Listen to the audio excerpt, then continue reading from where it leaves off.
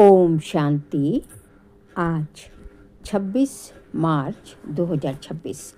आज के ईश्वर महावाक्यों में हमारे परमपिता परमात्मा शिव कहते हैं, मीठे बच्चे, संगदोष से बचकर पढ़ाई पर पूरा पूरा ध्यान दो तो कोई भी तूफान आ नहीं सकते।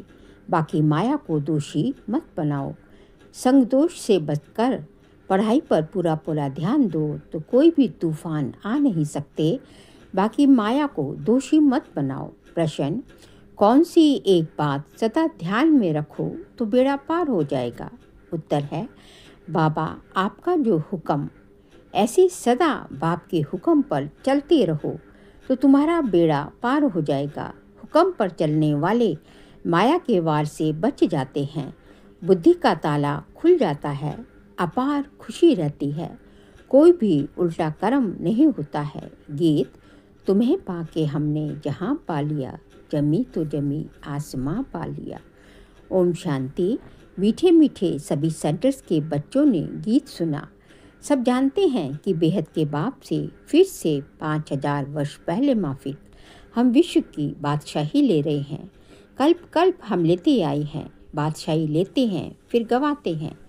बच्चे जानते हैं अभी हमने बेहद के बाप की गोद ली है। वह उनके बच्चे बने हैं। है भी बरोबर घर बैठे हुए पुरुषार्थ करते हैं।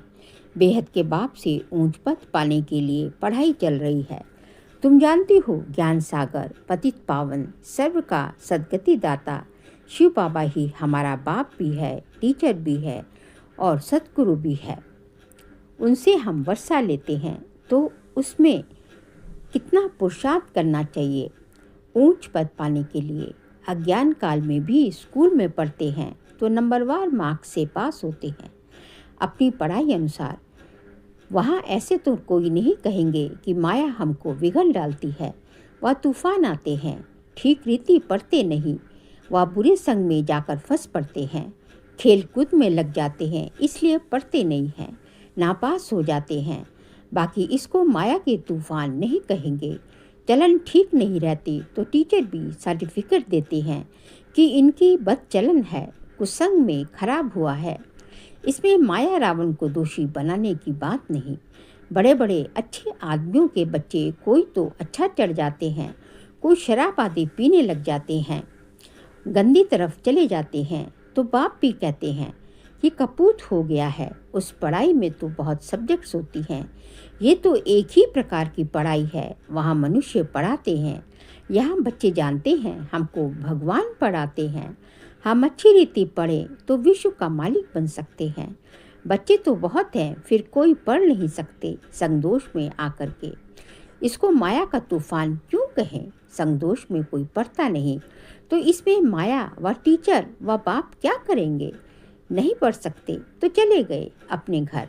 ये तो ड्रामानुसार पहले भट्टी में पढ़ना ही था। शरण ली आकर ली।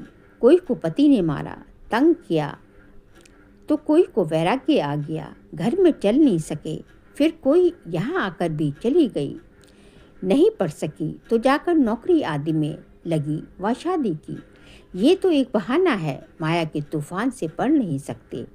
ये नहीं समझते कि संगदोष के कारण ये हाल हुआ और हमारे में विकार जबरदस्त हैं। ये क्यों कहते हो कि माया का तूफान लगा तब गिर पड़े? ये तो अपने ऊपर मदार है। बाप टीचर सतगुरु की जो शिक्षा मिलती है उस पर चलना चाहिए। नहीं चलते हैं तो कोई खराब संग है। वह काम का नशा, वह देह अभिमान का नशा है। सब सेंटर्स वाले जानते हैं कि हम बेहद के बाप से विश्व की बादशाही लेने के लिए पढ़ रहे हैं। निश्चय नहीं है तो बैठे ही क्यों हैं? और भी बहुत आश्रम है परंतु वहाँ तो कुछ प्राप्ति नहीं, एम ऑब्जेक्ट नहीं। वह सब छोटे छोटे मठपंथ टालियाँ हैं। झाड़ विधि को पाना ही है। यहाँ तो ये सारा कनेक्शन है। मीठे देवी झाड़ का जो होगा वह निकल आएगा। सबसे मीठे कौन होंगे? जो सत्युग के महाराजा महारानी बनते हैं। अभी तुम समझते हो जो पहले नंबर में आते हैं उन्होंने जरूर अच्छी पढ़ाई पढ़ी होगी, वही सूर्यवंशी घराने में गए। ऐसे भी हैं गृहस्थ व्यवहार में रहते अर्पण में जीवन है, बहुत सर्विस कर रहे हैं, फ़र्क है ना। भले यहाँ भी रहते हैं परंतु पढ़ा नहीं सकते तो और सर्विस में लग जाते हैं, पिछाड़ी में थोड़ा राजाई पद पा लेंगे। देखा जाता है बाहर गृहस्थ व्यवहार में रहने वाले बहुत तीखे हो जाते हैं पढ़ने और पढ़ाने में। सभी तो गृहस्थी नहीं है, कन्या व कुमार को गृहस्थी नहीं कहेंगे। और जो वानप्रस्थी हैं वह 60 वर्ष के बाद फिर सब कुछ बच्चों को दे खुद कोई साधु आदि के संग में जाकर रहते हैं।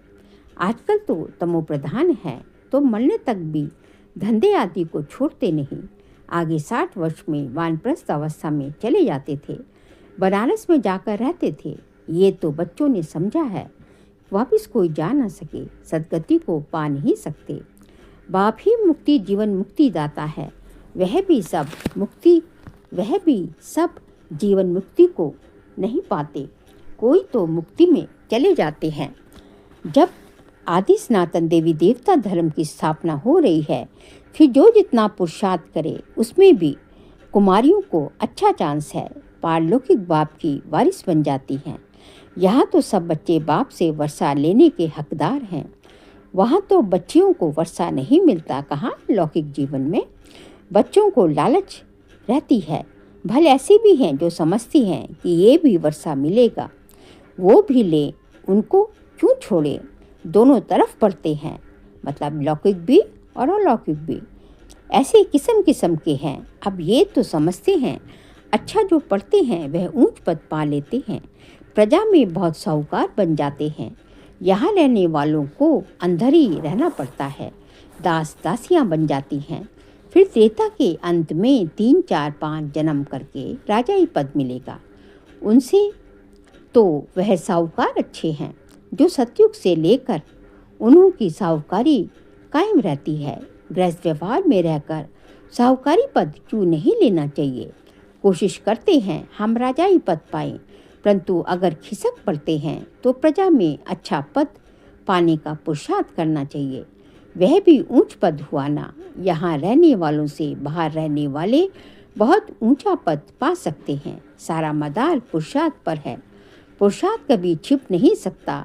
प्रजा में जो बड़े ते बड़ा साहूकार बनेगा वह भी छिपा नहीं रहेगा। ऐसे नहीं कि बाहर वालों को कोई कम पद मिलता है, पिछाड़ी में राजाई पद पाना अच्छा, पर प्रजा में शुरू से लेकर ऊंच पद पाना अच्छा। गृहस्थ व्यवहार में रहने वालों को इतने माया के तूफान नहीं आते हैं, यहाँ वालों को तूफान बहुत आते हैं। हिम्मत करते हैं हम शिव बाबा की शरण में बैठे हैं, परंतु संगदोष में पड़ते नहीं हैं। पिछाड़ी में सब मालूम पड़ जाता है, साक्षात्कार होगा कौन क्या पद पाएंगे। नंबर 1 पढ़ते हैं ना, कोई तो सेंटर्स का आप ही चलाते हैं। कहाँ तो सेंटर चलाने वाले से भी पढ़ने वाले तीखे हो जाते हैं। अगर सारा पुरुषार्थ पर है, ऐसे नहीं कि माया के तूफान आते हैं, नहीं, अपनी चलन ठीक नहीं है, श्रीमत पर नहीं चलते हैं। लौकिक में भी ऐसा होता है, टीचर व माँ बाप के मत पर नहीं चलते। तुम तो ऐसे बाप के बच्चे बने हो जिनको कोई बाप ही नहीं। वहाँ तो बाहर में बहुत जाना पड़ता है। कई बच्चे संगदोष में फंस पड़ते हैं तो नापास हो जाते हैं। ऐसे क्यों कहेंगे माया के तूफान आते हैं। ये अपनी मूर्खता है, डायरेक्शन पर नहीं चलते हैं, ऐसी चलन से नापास हो जाते हैं। बहुतों को लालच रहती है, कोई में क्रोध, कोई में चोरी की आदत, आखिरीन से मालूम तो पड़ जाता है फलाने ऐसी ऐसी चलन के कारण चले गए, समझा जाता है शूद्र कुल के बन गए, उनको फिर ब्राह्मण नहीं कहेंगे। फिर जाकर शूद्र बन गए, पढ़ाई छोड़ दी, थोड़ा भी ज्ञान सुना तो प्रजा में आ जाएंगे। बड़ा झाड़ है, कहाँ कहाँ से निकल आएंगे। देवी देवता धर्म के और धर्म में कन्वर्ट हो गए होंगे, वह निकल आएंगे। बहुत आएंगे तो सब वन रखाएंगे। और धर्म वाले भी मुक्ति का वर्षा तो ले सकते हैं ना। यहाँ कोई भी आ सकते हैं। अपने घराने में ऊंच पद पाना होगा तो वह भी आकर लक्ष्य लेकर जाएंगे। बाबा ने तुमको साक्षात्कार कराया था कि वह भी आकर लक्ष्य लेकर जाते हैं। ऐसे नहीं कि यहाँ रहकर ही लक्ष्य में रह सकेंगे। कोई भी धर्म वाला लक्ष्य ले सकता है। लक्ष्य मिलता है, बाप को याद करो, शांति धाम को याद करो तो अपने धर्म में ऊंच पद पा लेंगे। उनको जीवन मुक्ति तो मिलनी नहीं है, ना वहाँ जाएंगे आएंगे, दिल लगेगी ही नहीं। सच्चे दिल उन्हों की लगती है जो यहाँ के हैं। पिछाड़ी में आत्माएं अपने बाप को तो जान जाए। बहुत सेंटर्स पर ऐसे भी हैं जिनका पढ़ाई पर अटेंशन नहीं है, तो समझा जाता है ऊंच पद नहीं पा सकेंगे। निश्चय हो तो ये नहीं कह सकते कि फुर्सत नहीं है, परंतु तकदीर में नहीं है तो कहते हैं फुर्सत नहीं है, ये काम है। तकदीर में होगा तो दिन रात पुरुषार्थ करके लग पड़ेंगे। चलते चलते संग में भी खराब हो पड़ते हैं, उसको ग्रहचारी भी कह सकते हैं। बृहस्पति की दशा बदलकर मंगल की दशा हो पड़ती है। शायद आगे चलकर उतर जाएं। कोई के लिए बाबा कहते हैं राहु की दशा बैठी है, भगवान का भी नहीं मानते हैं, समझते हैं ये ब्रह्मा कहते हैं।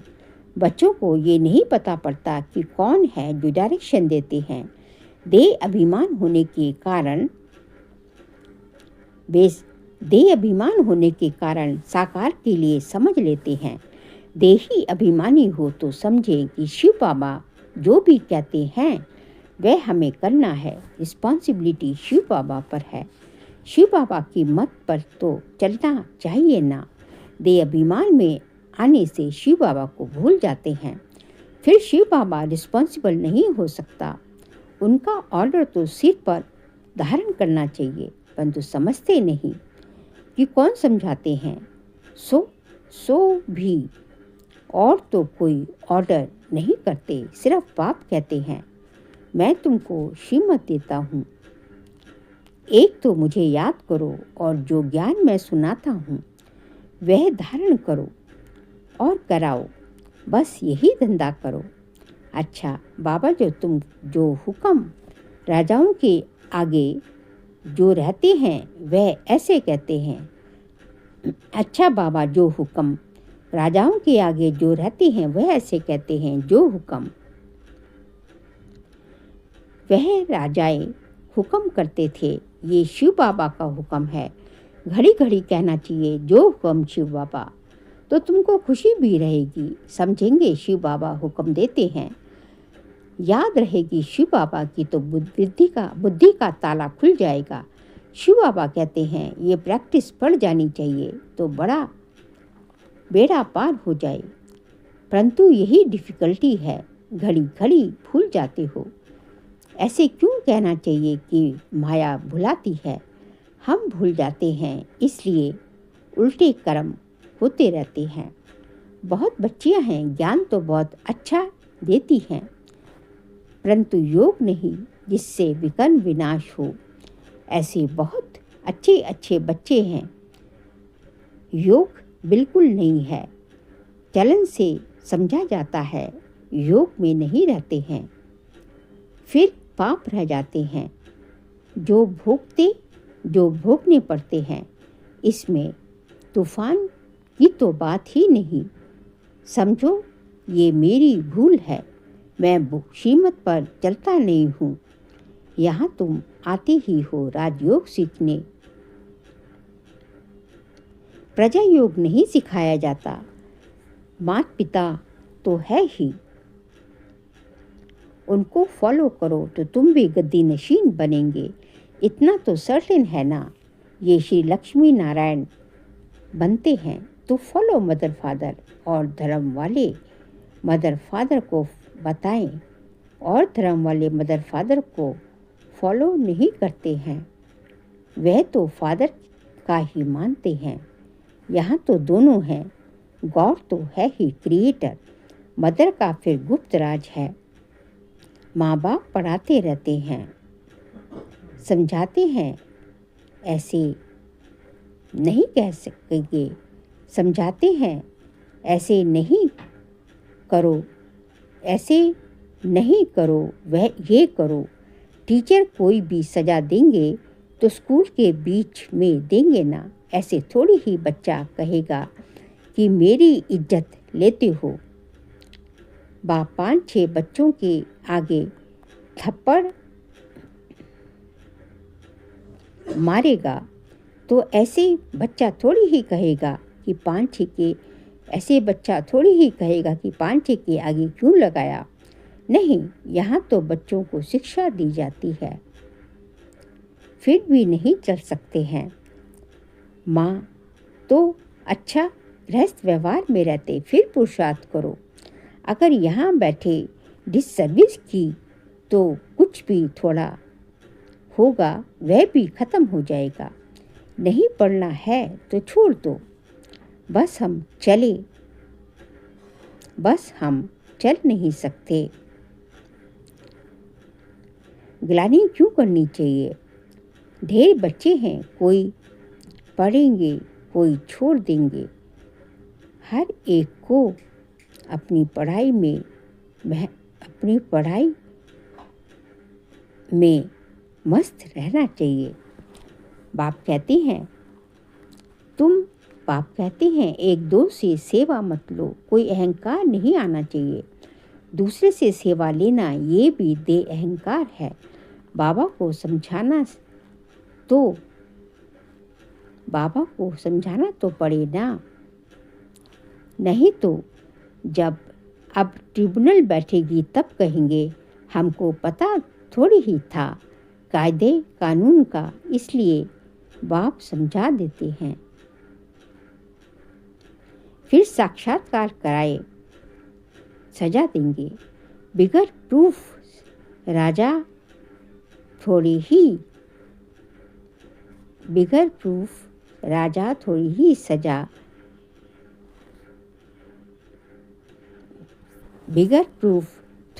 सजा मिल सकती है।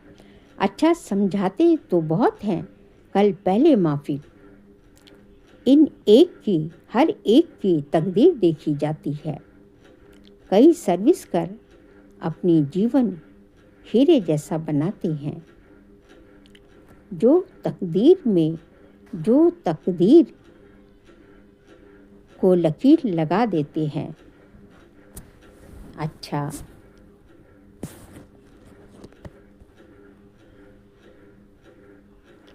मीठे मीठे सिकिल दे बच्चों प्रति माता पिता बाप दादा का याद प्यार और गुड मॉर्निंग। रूहानी बाप की रूहानी बच्चों को नमस्ते। हम रूहानी बच्चों की रूहानी बाप दादा को नमस्ते गुड मॉर्निंग। शुक्रिया बाबा, शुक्रिया। ये 7 किलो पॉइंट्स हैं। बाप टीचर सदगुरु द्वारा जो शिक्षाएं मिलती हैं उस पर चलना है। माया को दोष ना देकर अपनी शक्तियों की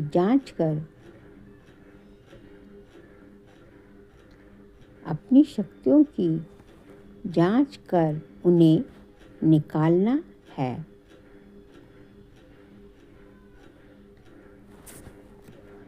सेकंड पॉइंट, अहंकार का त्याग कर अपनी पढ़ाई में मस्त रहना है। कभी दूसरों से सेवा नहीं लेनी है। संग दोष से बहुत बहुत संभाल कर रखनी है। आज का बाबा का वरदान है, संकल्प के इशारों से भारी कारोबार चलाने वाले सदा लाइट के ताजधारी भव। संकल्प के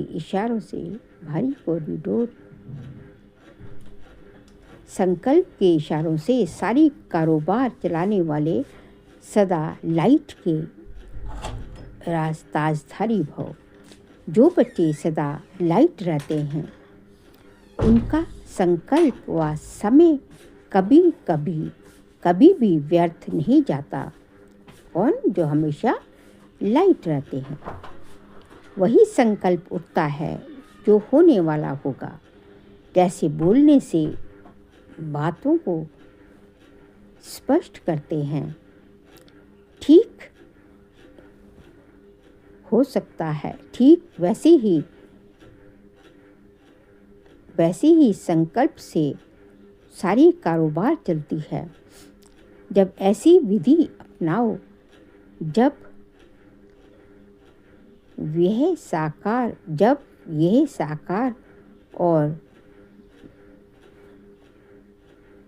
सूक्ष्म वतन, जब ये साकार और सूक्ष्म वतन को सूक्ष्म वतन बने,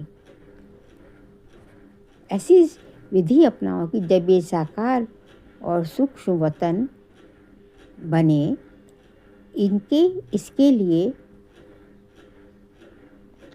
साइलेंस की शक्ति साइलेंस की शक्ति जमा करो और लाइट के ताजधारी हो।